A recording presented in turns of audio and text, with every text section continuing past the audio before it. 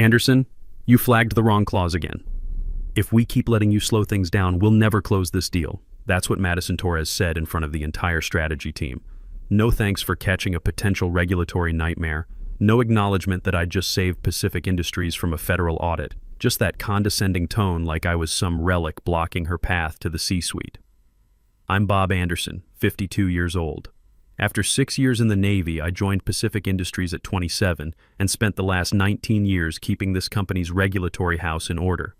23 years total taught me that shortcuts kill people in the Navy. Shortcuts kill companies in corporate. Same principle applies in risk management. You cut corners, people get hurt. In this case, pension funds worth hundreds of millions. So anyway, I'm staring at my screen, cursor hovering over this clause buried in Section 12.7 of the Master Services Agreement. Liability transfer language so vague it could shift $50 million in post-acquisition regulatory fines straight back to us.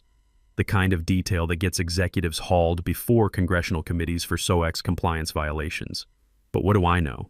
I've only spent 19 years building bulletproof compliance frameworks while fresh MBAs treat Reg FD disclosure requirements like suggestions. They used to call me the company's insurance policy.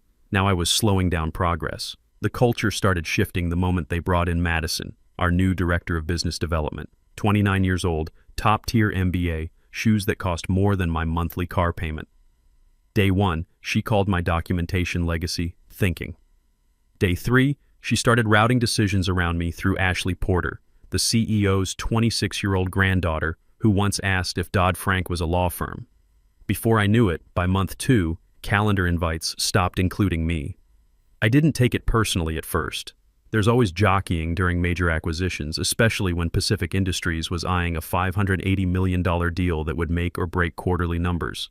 I figured I'd weather the storm like always, let them play their games, then quietly clean up the mess before it hit audit season. But this time felt different, started with the red lines disappearing.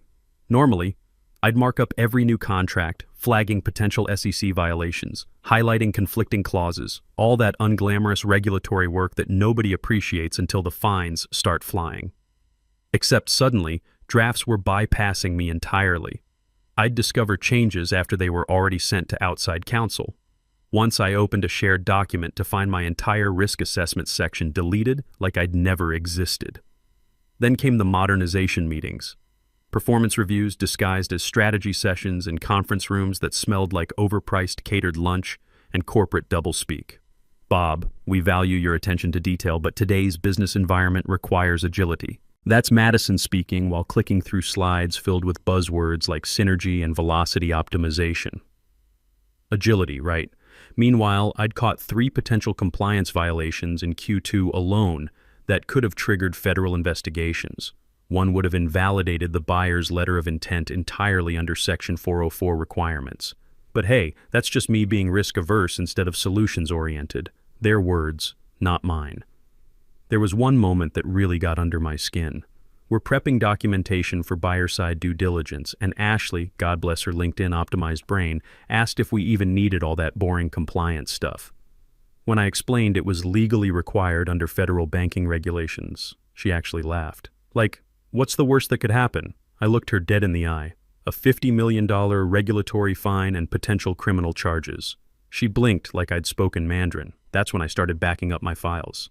Every draft, every change log, every email thread with timestamps. Not because I was planning revenge, but because I'd been around long enough to know how these stories end. When deals go sideways and blame starts flying, the guy who asked uncomfortable questions always becomes the fall guy. Had been quietly saving everything for weeks when they decided to make their move. Still, I didn't expect them to act so fast.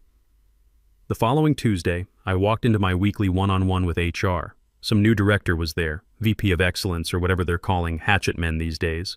They handed me a severance letter printed on heavy stock paper like it was a wedding invitation. Effective immediately, restructuring initiative. Best of luck in your future endeavors. They said I could keep my laptop for 24 hours to wrap up administrative access. No transition meeting, no knowledge transfer, just a firm handshake and thanks for your years of service.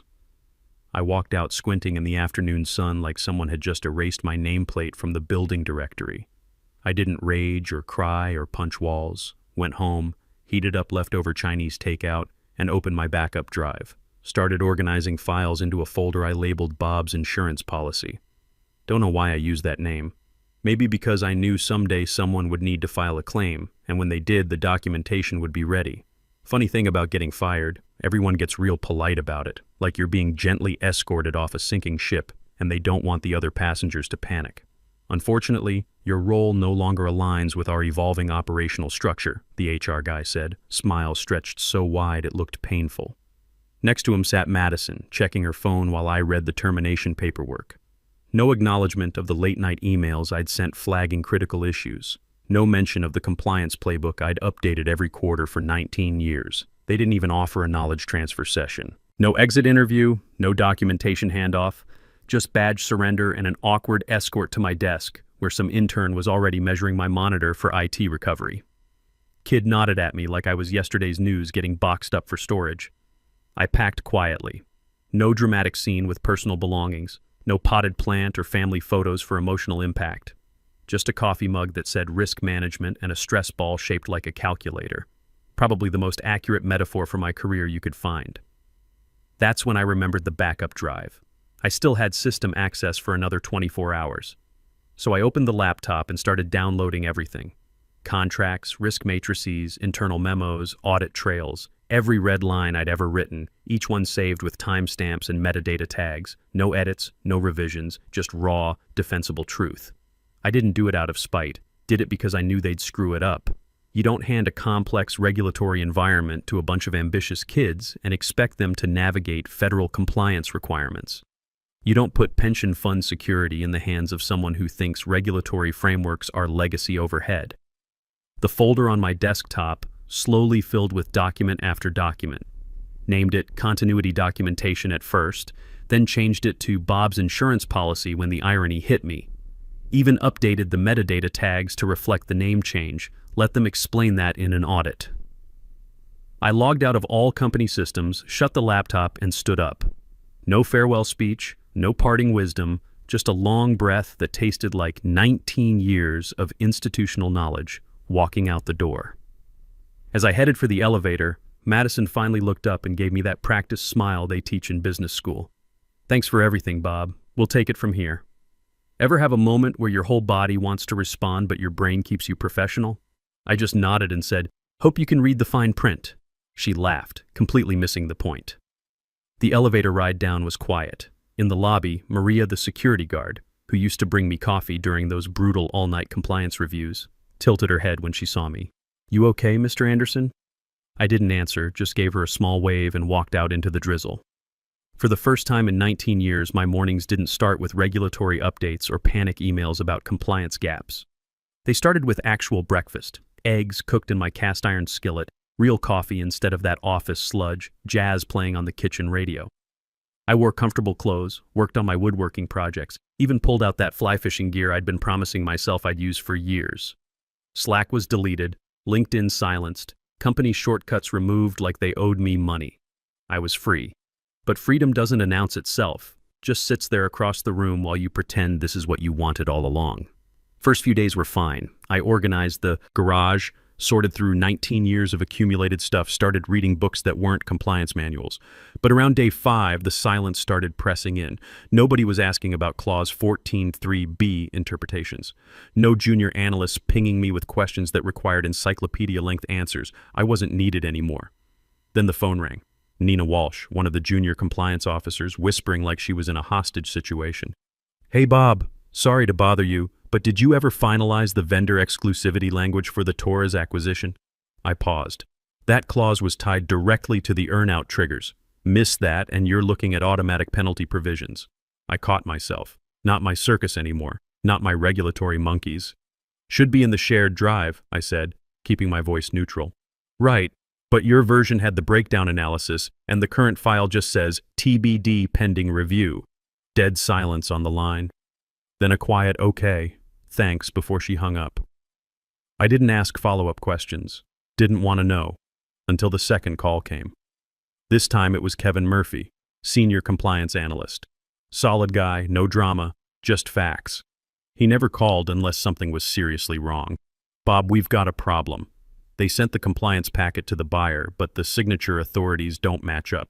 There's a gap in the vendor certification schedule, and somehow your authorization codes are still in the system, but none of the documents are properly executed. I closed my eyes. Kevin, I'm not there anymore. I know, but the buyer's asking if you could walk them through the documentation structure. He sighed. I told them I'd reach out. Kevin, I'm not there anymore, I repeated, then hung up. I stared at my desktop wallpaper, some generic mountain landscape that came with the computer, and opened the Bob's insurance policy folder. Everything was there, clean and precise and completely irrelevant because they didn't want careful. They wanted fast, so let them speed right into that regulatory iceberg at full throttle.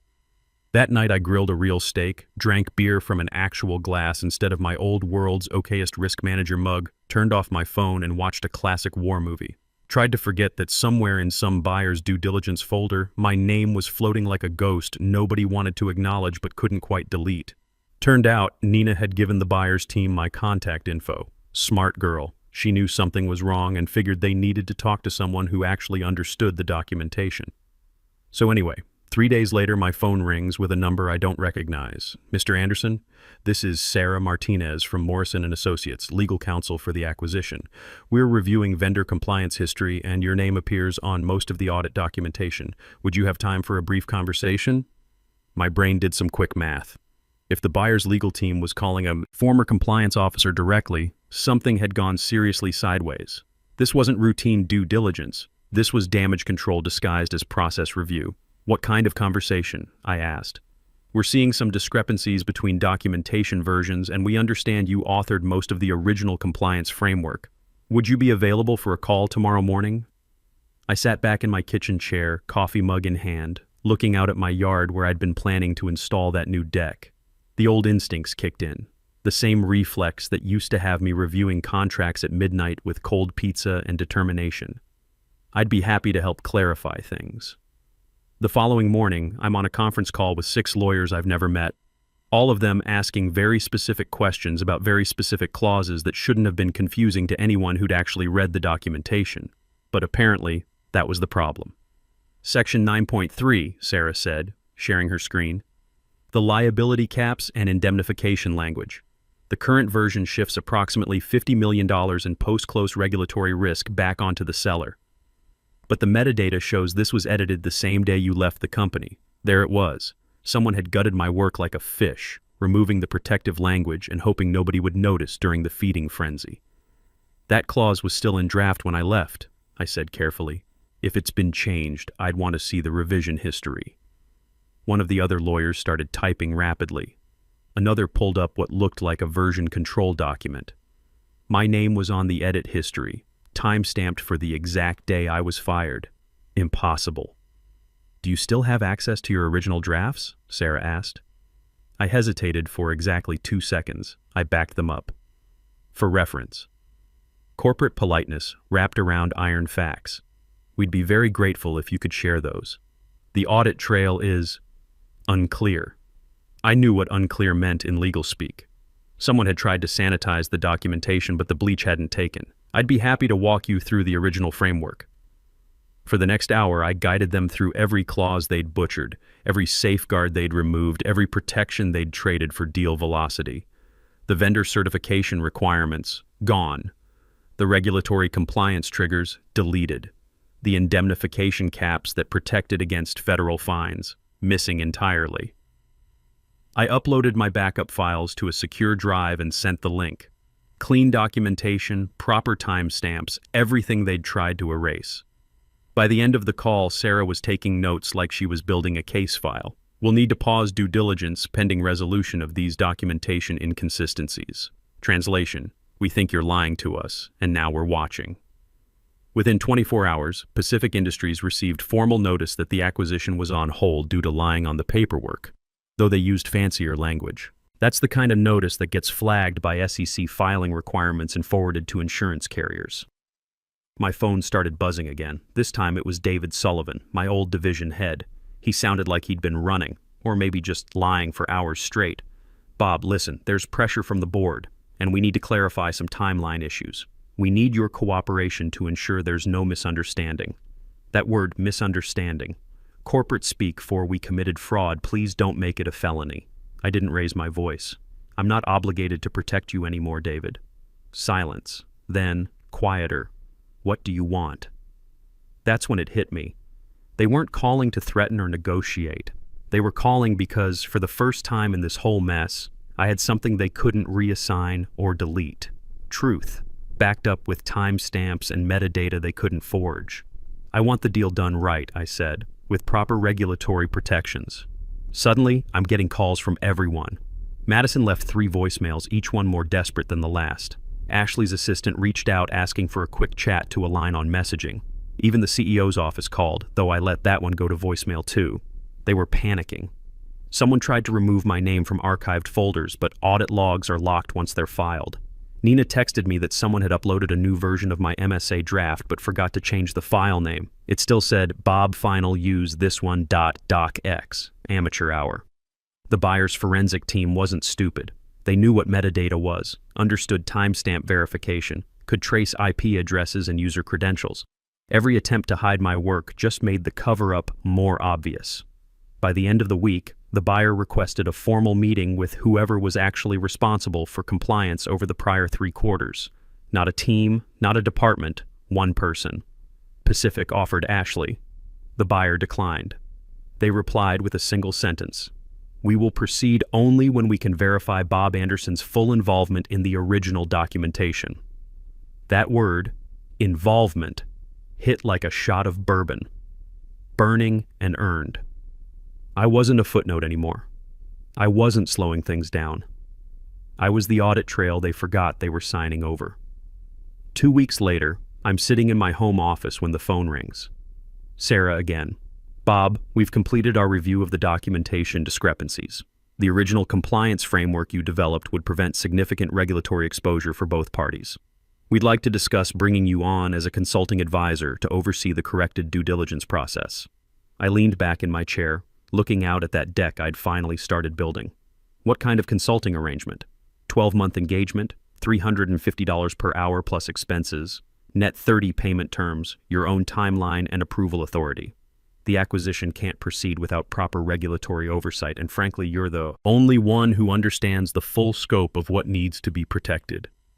I did some quick math. $350 an hour versus my old $95,000 salary.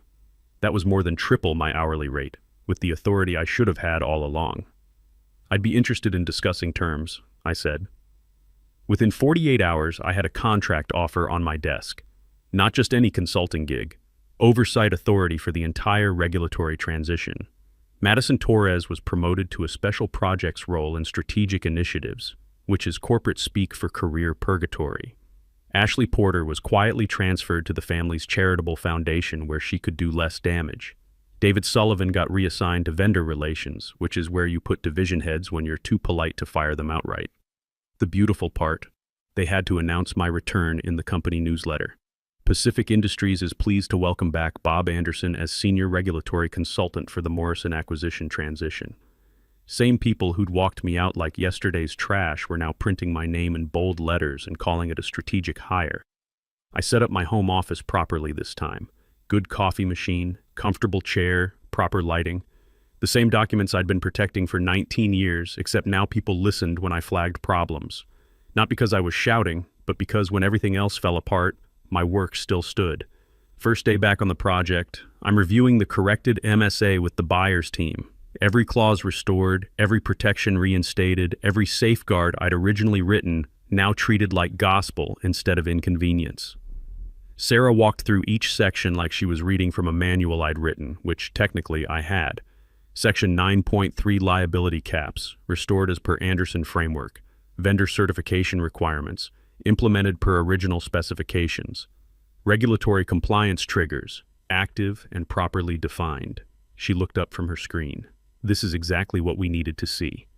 Madison joined the call near the end, her title now listed as Strategic Projects Coordinator instead of Director. She was quiet the whole time, taking notes like a junior analyst instead of running the show.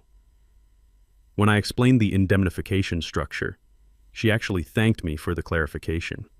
She's learned the hard way that Agile doesn't work when regulators come calling. Apparently, having to explain gaps in compliance documentation to federal auditors will do that to you. The deal took 6 months to close properly. 6 months of methodical review, careful documentation, and actual compliance instead of whatever shortcut festival they'd been running before. Every week I'd get status updates from the buyer's team, progress reports that read like a masterclass in how regulatory oversight should work. Anderson framework implementation, 85% complete. Vendor certification backlog cleared. Regulatory filing schedule on track. These weren't just words on a page. This was $580 million worth of pension funds and institutional investments being protected the right way. Nina would call every few weeks with updates from inside Pacific. Apparently, the new agile approach wasn't looking so agile anymore. Braden, the intern who'd taken over my initial responsibilities, had lasted exactly 3 weeks before admitting he was in over his head.